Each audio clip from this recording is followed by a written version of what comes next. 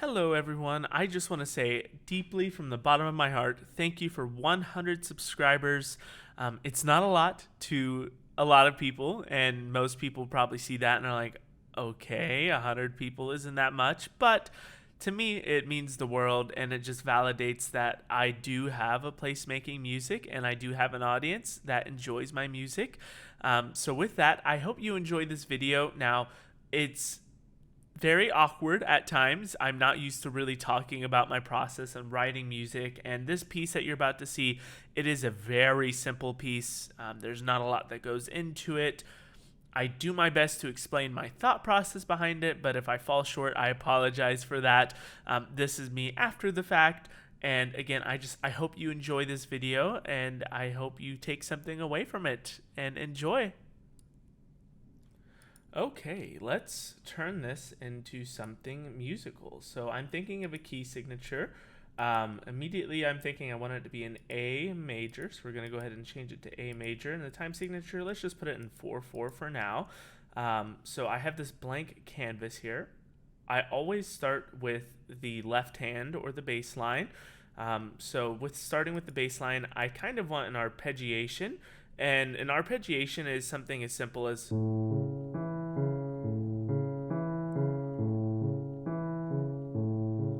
but that can get kind of just boring over and over and over again. So I like to vary it by adding what are called sus chords. Yes, there are such things called as sus chords, where you would suspend either the second or the fourth. You could do a sus2 or a sus4, and a sus2 would be this. Something unique, something a little bit different, changes it up. And a sus4 chord would be this.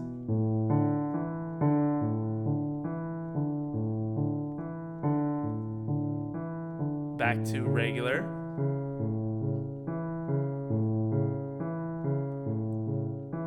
Back to 2.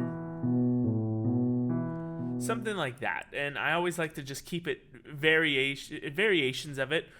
You don't want to do anything too long and drawn out. Now, there is a place for that, except in this short piece, I don't want that to be the case. Okay, so we know we want an arpeggiation. So let's go ahead and start with A, C sharp, E, and then let's have A be held up here for a dotted quarter note. And I see right away, I just want that to be my phrase. So the time signature needs to be changed to 3/4 instead of 4/4. Take away that extra beat. Let's go ahead and slur these together. Now let's listen to that. And I think in my ear, that's a little too fast. I like to write something more calming, more soothing. So let's go ahead and set the tempo to largo, which is 56 beats per minute. Okay, I like that. Now let's have that repeat twice. And I also want to add the pedal here. And the pedal for the keyboard just kind of sustains the notes, sustains the chords, excuse me.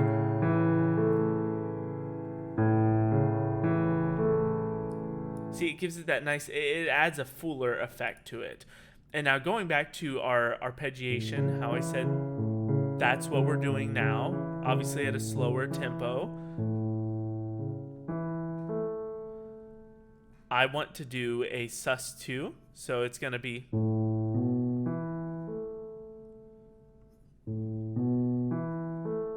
So let's go ahead and take our framework here, copy that over, and then we're just going to change the second note to be a B natural.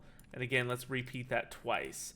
I like to do things in pairs, so I either want to repeat things every 2 measures or every 4 measures, just to kind of give me a strong enough framework and foundation.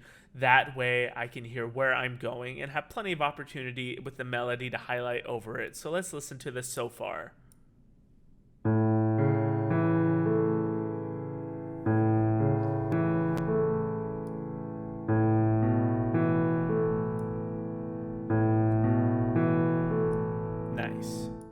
And now let's go ahead and we'll do a sus4 chord. So we'll change this B natural into a D natural, which will give us some nice tension there, because that D really wants to go up to that E. especially when you have in context.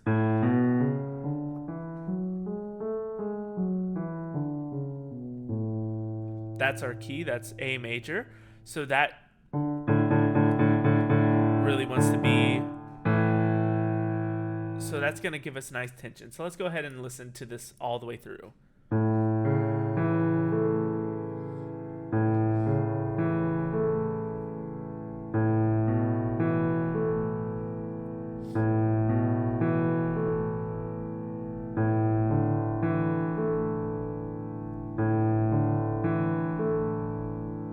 Nice. And now another thing we could do here, instead of just arpeggiating an A chord, an A major triad over and over and over again, why don't we could change the chord. But first, let's go ahead and let's create a melody. We have 6 bars here. So my ear, when I play this back, I don't hear the melody coming in yet. I hear the melody now. And so what I typically do is I always want to start with a pickup. So we're going to start on G sharp because G sharp really wants to go up to A. So we're going to do G sharp, A, and I want contrary motion. And what that basically means is you could see it with your eyes. The bass line is ascending. We want our melody to descend, just contrary to it. So let's go A. And then right here, where the beat lines up, we have A. So I don't want anything too dissonant, so I'm not going to go down to G sharp. I am, however, going to go down to F sharp, and then F sharp up to B. Well, actually, F sharp up to C sharp. Just that way, again, nothing too dissonant yet. So let's go ahead and hear that little melody bit.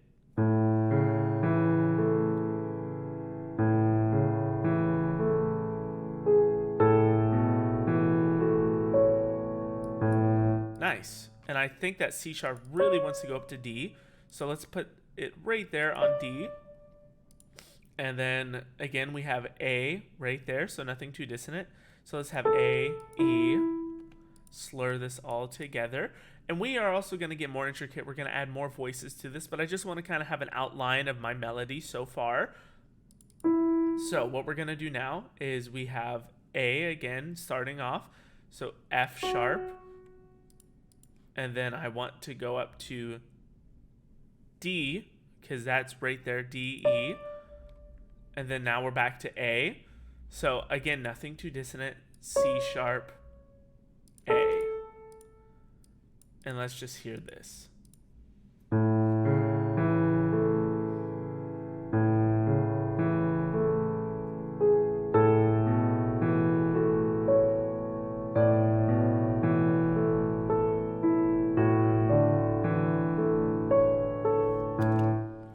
I really like that so far. Now, here, I want to go down to E. And then maybe let's go down to C sharp. And then D. Slur that all together. Now, what I said earlier, well, first let's listen to this all the way through. The first 4 bars of the melody.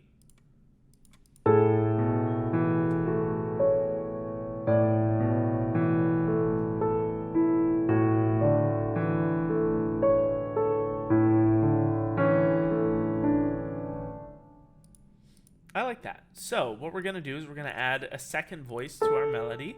So we're going to go ahead and do that. Now the second voice shouldn't always do what the melody's doing in terms of rhythmically, but it certainly can. So right here we have A. Let's go ahead and put C sharp. And then I want to go ahead and come up to D because we have A, F. So that creates a nice triad, a D major triad. And then we go up to C sharp, A. And let's go ahead and do E, C, octaves there. And just so you can hear the second voice come in, let's go ahead and play that from the beginning, and you just listen to the second voice come in.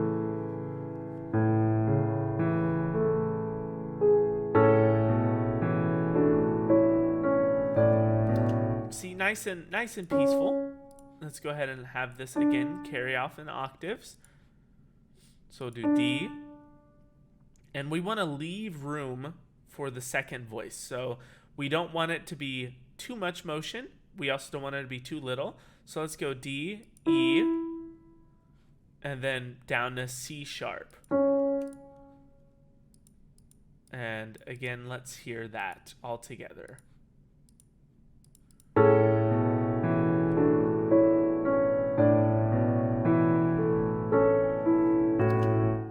See, nice and peaceful. Now, one thing that my ear is hearing is it is getting a little bit muddy with the sustain pedal being held down, which is a-okay. So we're going to go ahead and we're going to lift the pedal up there. So let's listen to that now.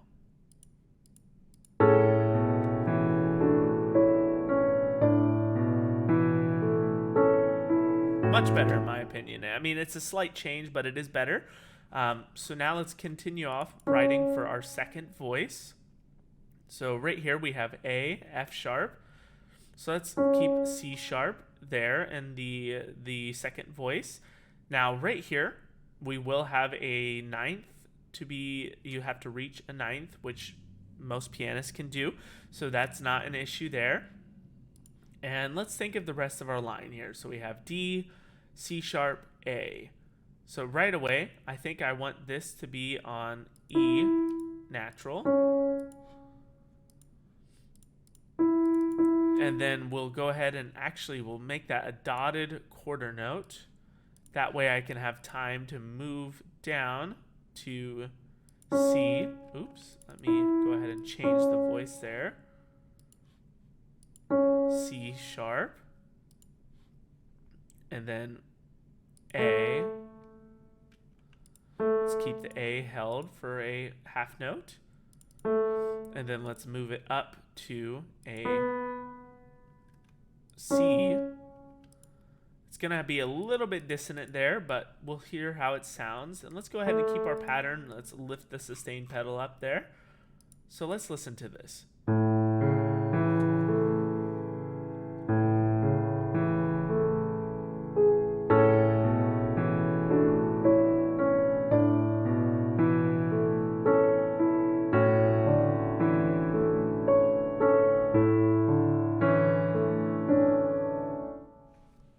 I don't like that dissonance there, which dissonance has its place, but I don't really like it there. So let's go ahead and just have this be a dotted half note. Keep that simple. Now let's listen to that back.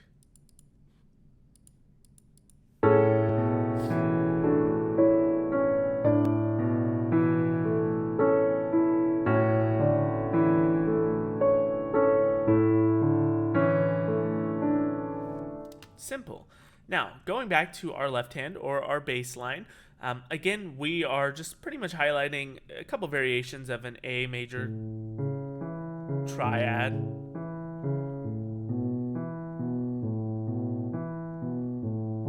Right? Just pretty simple. I do want a chord change, and this is where we can start to really think how complex do we want our chord progression to be. And I think for this piece, I want it to be simple. I just want it to be 1 to 5.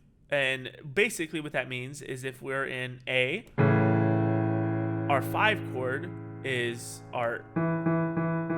E. So we're going to have E, G sharp, B. That's an inversion of it. It sounds like this normally. So I want it to highlight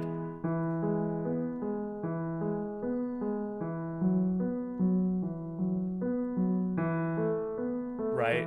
Just something simple like that, and then we'll go back to A.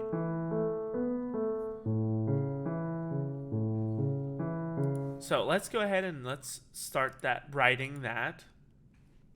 So I want it to actually be low E, E, G, B, E. And again, we're repeating this for 2 bars. And then we're going to change it. And we're going to look back to what we did just to be sure. So we went from a regular to a sus4 chord, actually sus2, excuse me. So we'll keep that F sharp. And then we did that to a sus4 chord. And then after the sus4, I do not believe we changed anything. We just went we went to 5. Okay, cool.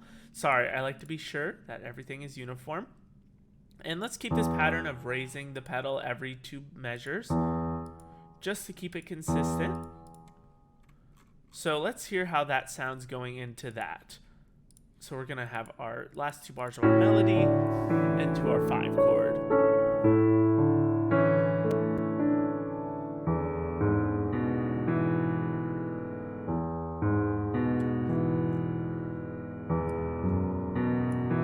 And to me, that is a rather big leap. So what we're going to do is we're going to change that. So we're going to do A, E, C, and might not like how that sounds or looks, but let's just test it. Let's just see what it looks like.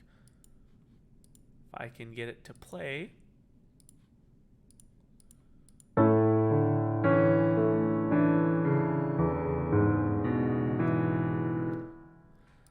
I think I need a little bit more to go off of.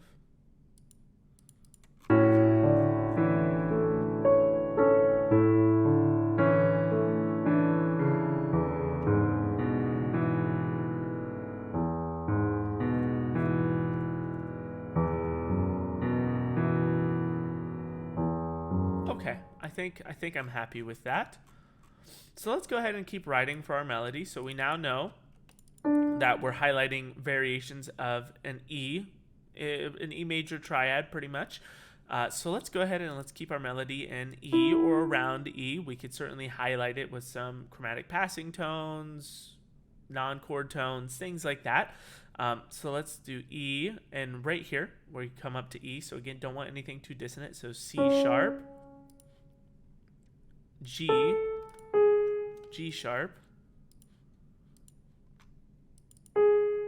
and then we're going to go from G sharp up to B, and then down, because again, you want contrary motion. We're going to go down to E. And now this melody is not the most intricate melody. It's not the most challenging melody, which is fine.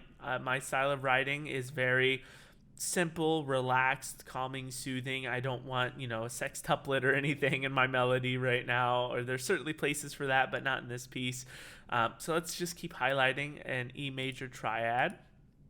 What we're going to do actually is we're going to go down to C sharp here, and then we're going to bring it back up to E, and then down to B. We're going to slur this all together again. And now we're going to break our slur by having a half note start the melody. So we're actually going to do D, which is going to be some dissonance, which is A-okay. Again, there's a time and place for it, and especially since the pedal lifts up there, it's not going to bleed into anything. So what we're going to do is we're going to go D to E, because again, we discussed that earlier. D really wants to go to E in this case. So we'll have it go up to E. And then we'll keep it rather simple. F sharp, B, G sharp. And then we'll do A, F sharp, E. Now let's hear how this sounds. Now you might ask, how can I pretty much write a melody without hearing it first? Most people would probably sit down at the piano and be like, okay, let's do E, C sharp, G, B, E, and then C sharp, E, B, D. So without playing it, what I do is I listen for the chord tones. So again, I know that we are in the bass in the left hand. We are just an E major triad for the most part.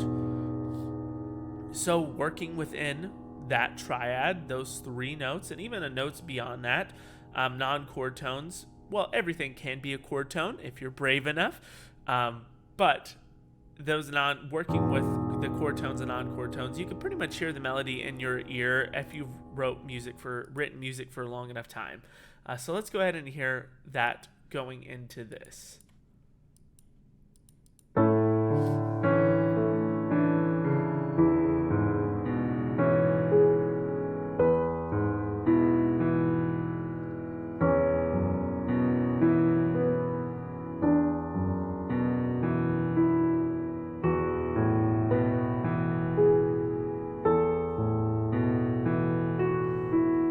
Nice. I like that. And now let's go ahead and bring in our second voice to highlight this phrase. So I'm thinking I want it to be stay on A, B, and again, we want to leave room for this voice. So A, G, and then we'll go up to B. Now that might be too much motion. Let's go ahead and listen to that.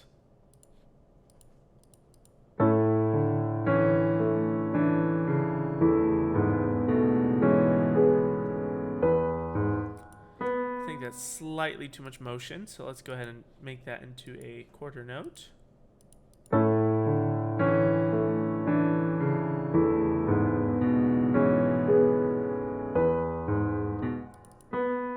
Nice. Okay, now let's go ahead and put that on D, C sharp, D. A lot of repetition in the second voice especially, which is fine. Now, you're going to notice it's going to look ugly here in terms of engraving, but if we go over to page view, it doesn't look too bad. It just looks bad in the gallery view, I should say. So don't worry about that. That is not final. I just like composing in gallery view because it does give me, I have bad eyes, I should say, so I could see everything a little bit more clearly.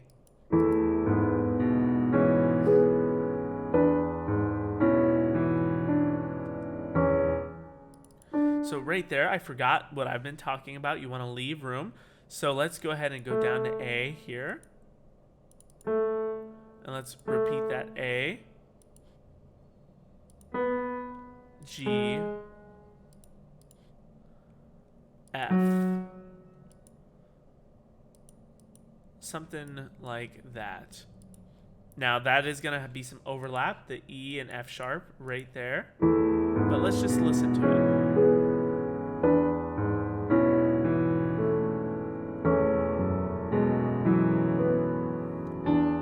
I don't think it sounds too bad. It's like I said, dissonance is welcome, always welcome in this household. But again, it has its own time and place, and it needs to be appropriate. So let's go ahead and keep working with this. So we have G. All right, let's bring that up to an A. B, C sharp. D, and then let's have E, D, and then C sharp, B. Now, let's listen to this all together, shall we? Let me switch to the page view.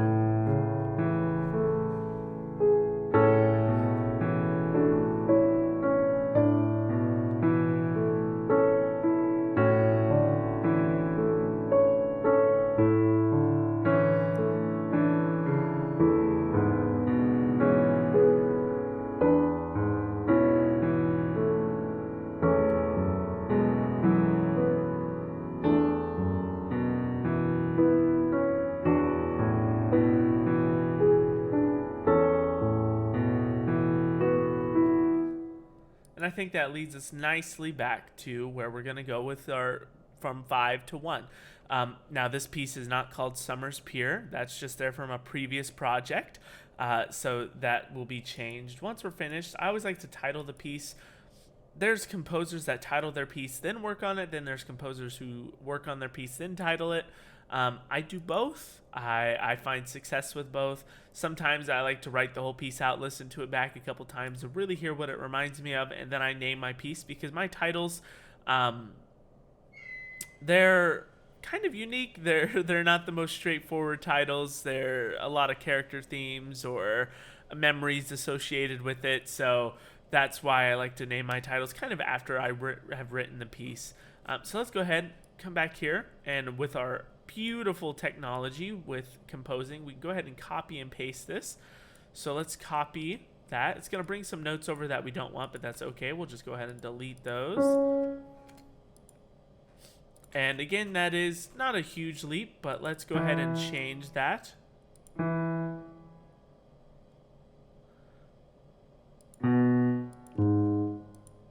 And that should give us, again, a nice little pickup to get to that A. Again, every 2 measures. So let's hear that.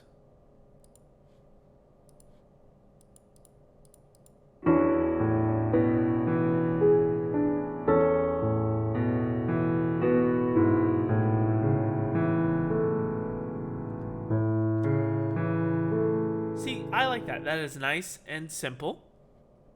So let's go ahead and finish this off.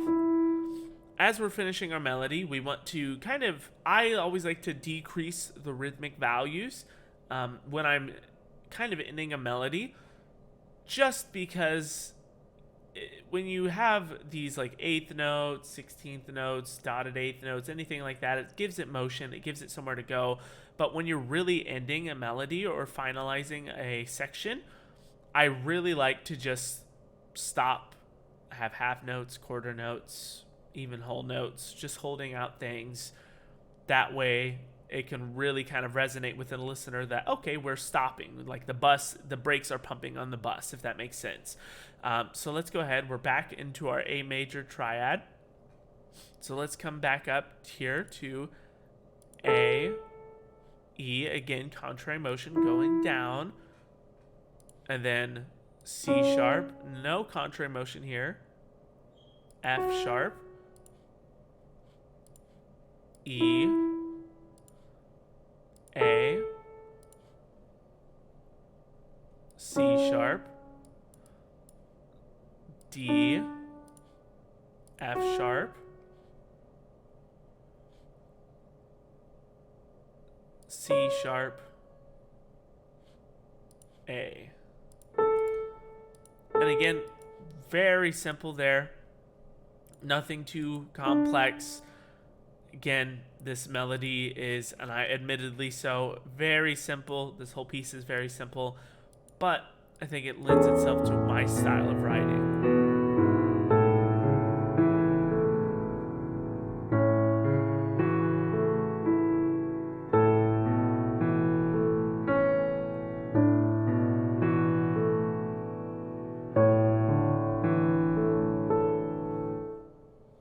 Nice.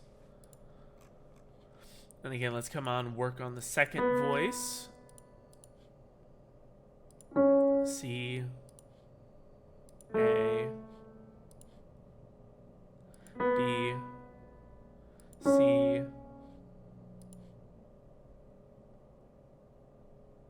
and then C. Let's tie that together. Oops. Let's go ahead and keep working on this. E, E, B. There's going to be some dissonance there. That's A-okay. Again, dissonance is always welcome.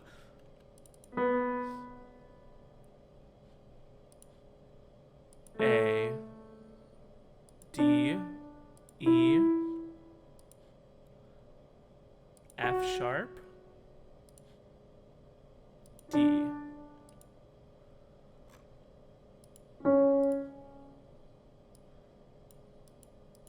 Okay, let's go ahead and highlight that. Let's highlight this. Okay, let's listen to it all the way through.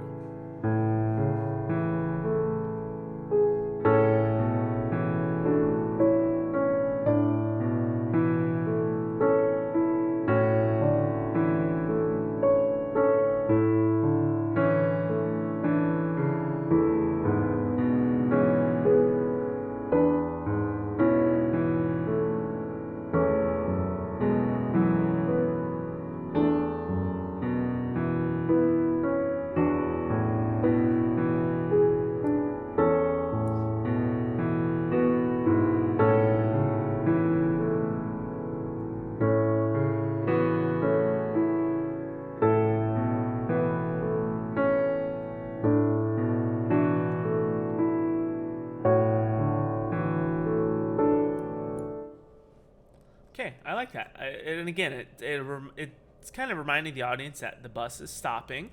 We're not really moving anywhere. So let's add an extra element to that bus is stopping. And let's go ahead and do a rallentando, which basically just indicates, hey, we're going to slow down. We're going to decrease the tempo here. So let's listen to that so you can hear what that sounds like.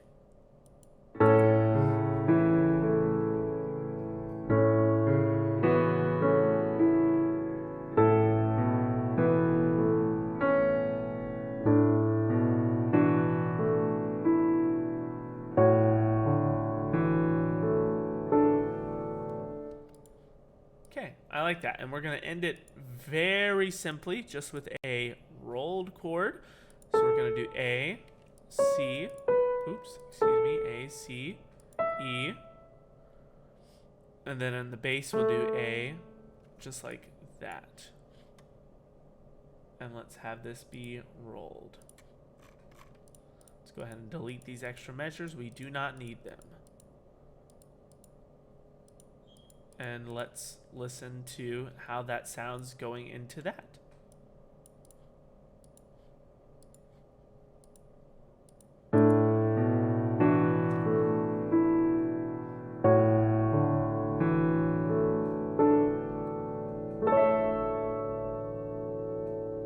Nice. Very simple, very easy piece to compose. So let's go ahead and change this to page view. Like you said, less than a page in length. So it is a very simple piece. Let's call this simplistic. Smiley face. And composed by me, Todd Dunken II. So yeah, thanks for watching that, and I really hope you enjoyed. It was just a little insight behind my mind, well, in my mind, I should say, of how I compose a piece, what I do, what it looks like, just a little bit of the workflow. But yeah, so I hope you thoroughly enjoyed this video, and I look forward to making more music for you in the future.